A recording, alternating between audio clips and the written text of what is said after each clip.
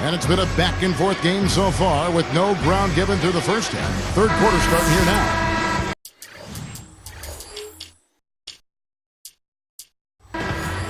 Here's Collison.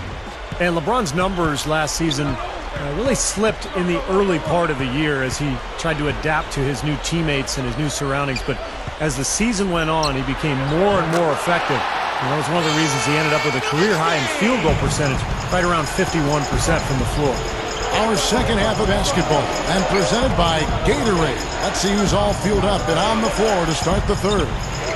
On the court for the Mavericks, we've got Mayo. Nowitzki is out there with Carter. And there's Collison, and it's Kaman in at the pivot spot, manning the middle. Mayo kicks to Nowitzki. Again, the Mavericks score.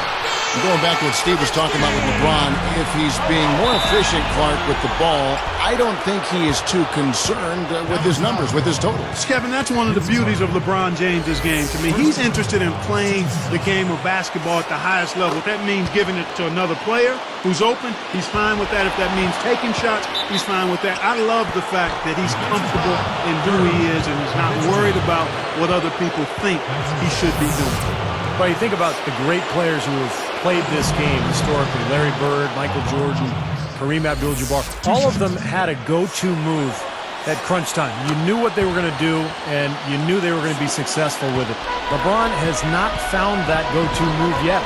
And back to what you were saying about LeBron, it might be why he's been a bit hesitant when the game is on the line. Yeah, that's a good point. I mean, he doesn't have necessarily a go-to move. He's got a lot of weapons in his arsenal. But I think, again, this is overblown. The guy makes plays for himself and his teammates late in games, and he's going to be a better closer than people give him credit for. Well, he should in the playoffs. No question about it. Yeah. No question. Well, the West has long been considered the stronger of the two conferences in the NBA, but Miami, with its revamped roster, really had no problem beating Western Conference foes last year. Looking at who's out there now for the Mavericks. Elton Brand's checked in for Kaman. And it's Marion in for Vince Carter. Here's Miami now. LeBron James on the wing. Picked up by Nowitzki. Lewis passes to Wade. Back to Lewis. 6 to shoot. The shot's good on the assist by Wade. Lewis has got his first 3 points of the game. You're right, Steve, going back to Miami in the West, 20-10 against that Western Conference. So that was kind of a rarity. Yeah, Kevin, and if you compare their numbers against the West versus the East, the Heat had a much easier time putting up points against the Western Conference opponent. Now Mayo defending. Lewis gets the bucket. Lewis has got 5 points so far. You gotta love the low post offense. That was beautiful. Ball's not loose. Mayo against Allen. Shot by Mayo is no good. Well, I tell you what, really a good job to get open and then just kind of box the release. Wade dishes to LeBron. Bosch, guarded by Marion. Bosch misses. Not too much congestion in the lane. I think he could have gotten a better shot that time, no question. Nowitzki's shot's good. But you've got to get the ball out of his hands, bring an extra defender, and force somebody else to beat you. I agree with you. Make him give it up.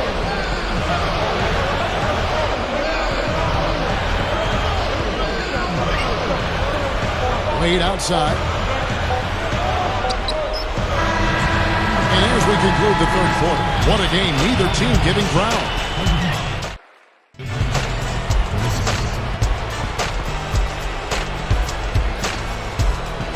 While we're still getting underway here in the fourth, let's go down to Doris Burke, who has our Sprite Spark of the Game report. Doris? And Kevin, for that great stretch the Heat put together, they get the Sprite Spark Award. They got to work early as they built this great lead off a first quarter that set the tone. It's been their game to lose ever since, and they don't seem to want to relinquish control.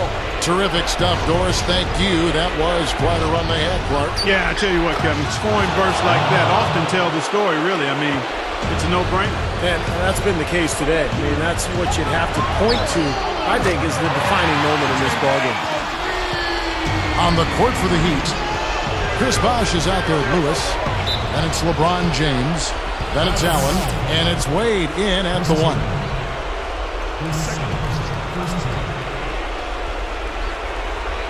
Here's Allen. The dish now to Bosch. He's covered by Beauvoir. Flies in the post. So the whistle blows on the shot and 2 free throws for the contact right there.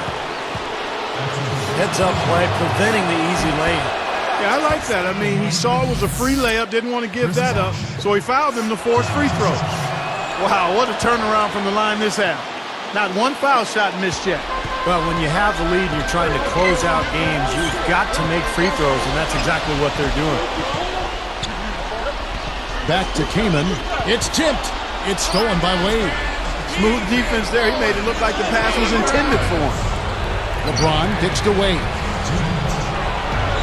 Leads him in there. Lewis hits the bucket. And the Heat lead by 5. And this continues to be a shootout. Well, I'm a fan as well as a commentator. I love this fast-paced action. I mean, it's going back and forth, back and forth. All right, let's go over to the sideline with Doris Burke. Kevin, over that last break, I got a chance to hear what Rick Carlisle said to his team. He told his team to keep looking for three-point opportunities, saying their perimeter defense isn't doing a good job getting out on our shooters. So let's keep firing away until they decide to guard us.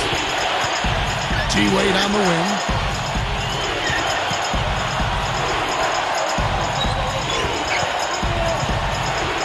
He's covered by Collison. And he gets contact and the whistle on the shot. 2 shots coming up. Sinks the first one, and that makes it a 3-point lead. 2 for 2, and it's a 4-point ballgame. Kevin, that's what you expect from him. When the pressure's at its highest, with the game on the line, that's when he's at his best. Nowitzki outside. Shoots from the high post. And another basket for Dallas. Well, no defense there. I mean, he just takes the ball right to the rim. Here's Wade. LeBron. And it's Carter picking him up. Here's LeBron. And that's 2 points on the layup. Man, an even stronger second half. Tremendous efficiency at the offensive end of the floor. Yeah, I know you know about how the basket can seem like it's 10 feet wide when you're in the zone. That's where they are right now. Wade gets called for the reach. That'll be his second foul of the game. O.J. Mayo is checked in for Delonte West.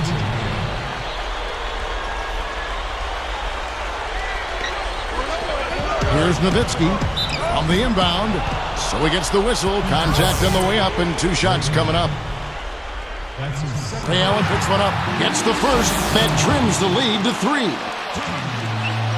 He hits both from the stripe. Huge free throws right there to trim the lead. That was just what was needed.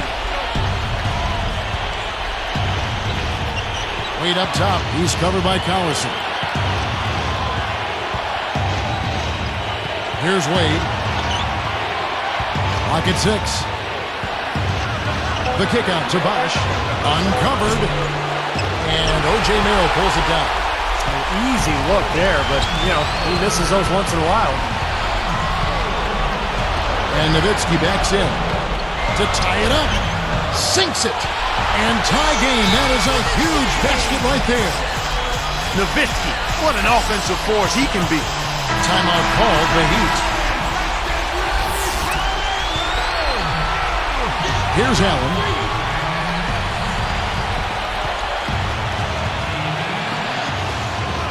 Backing down is LeBron. Goes up the baseline. It's in! As if there was any question, Kev. He's just not fazed by the pressure. He stays focused and always makes big plays.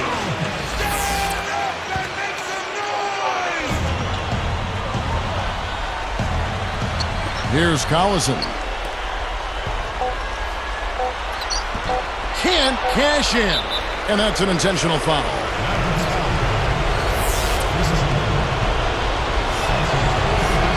Good on the first, and that makes it a 3-point lead. And he can't convert on the second. That misses.